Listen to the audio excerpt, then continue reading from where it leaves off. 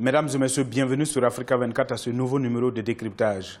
Ancien ministre des Mines, de l'Énergie et de l'Eau de 2008 à 2011, puis ministre de l'Économie et des Finances sous le président sortant Ibrahim Boubacar Keïta, Mamadou Igor Diarra est connu tant au Mali que dans la sous-région comme étant un éminent banquier.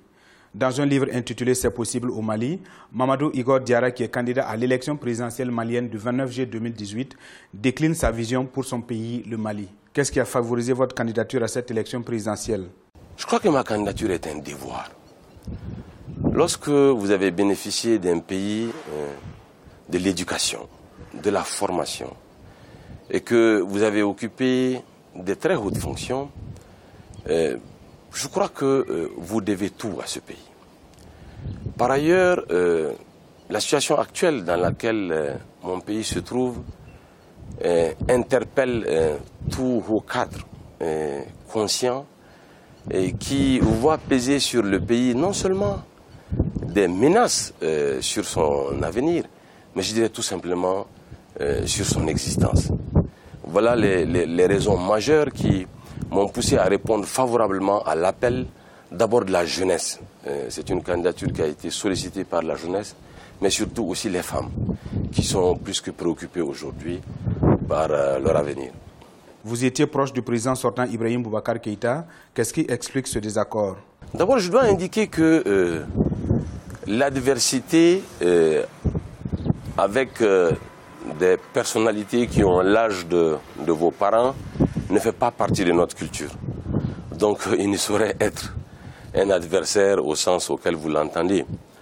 Non, je crois que j'incarne une relève et je dois assumer cela. D'autant plus que la fonction présidentielle d'aujourd'hui requiert beaucoup de vitalité, requiert beaucoup d'énergie, beaucoup de sacrifices. Et vous avez vous-même constaté, aujourd'hui tout est urgent, de la simple eau potable à l'électricité, en passant par la santé, l'alimentation, la sécurité, tout est urgent dans notre pays. Et par ailleurs, le monde est en mouvement.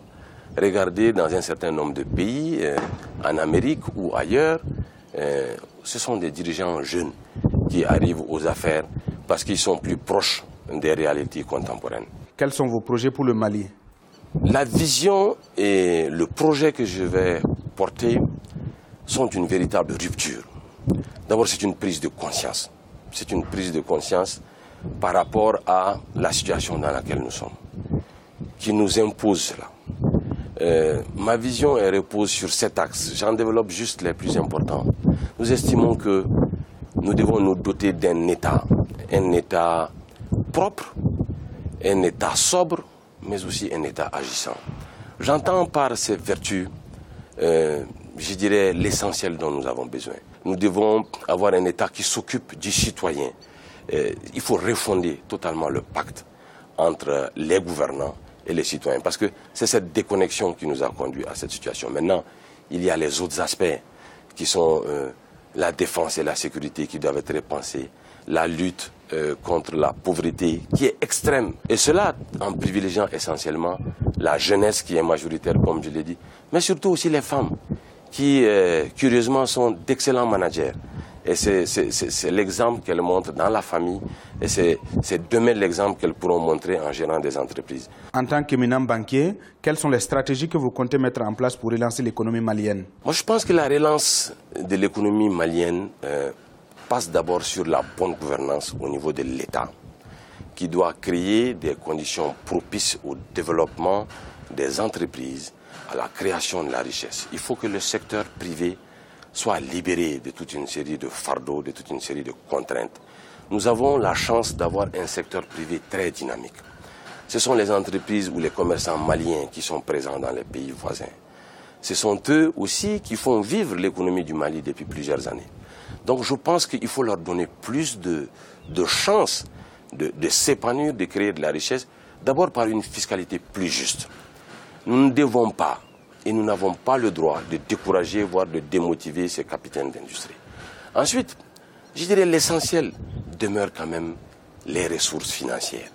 Nous devons mobiliser les ressources financières à l'intérieur pour financer l'économie, mais nous devons surtout aussi chercher des ressources à l'extérieur. Et ça, il y a toute une série de mécanismes qui existent. D'abord, il faut être crédible pour mobiliser des investisseurs étrangers. Mais en plus de cela, il faut qu'il y ait un système juridique qui protège les investisseurs. Le Mali regorge d'énormément de potentialités dans le domaine agricole, dans le domaine minier, mais aussi dans le domaine des manufactures où nous importons tout. Le Mali peut se relever. C'est possible que nous bâtissions une économie émergente et cela à très brève échéance. Que cela ne soit pas seulement un discours. Et d'ailleurs, notre pays doit être en chantier aujourd'hui. C'est le cas des pays voisins, je ne veux pas les citer, mais c'est possible de mobiliser des ressources financières pour que notre secteur privé participe à cette création de richesses. Et je pense que j'ai aujourd'hui, parmi toutes les candidatures, celui qui a le plus connu le secteur économique, celui qui les a le plus côtoyés, celui qui les a le plus financés. Et je pense être capable donc d'apporter des solutions. Parce que c'est le secteur privé qui crée des emplois. Lorsque vous regardez aujourd'hui, l'un des problèmes majeurs qui est une bombe sociale, c'est le chômage des jeunes. Les jeunes étudient, mais il n'y a aucune perspective d'emploi. Je veux apporter des solutions rapides et très énergiques à ces problèmes. Votre message à l'endroit des Maliens? Je crois que le Mali est un grand peuple.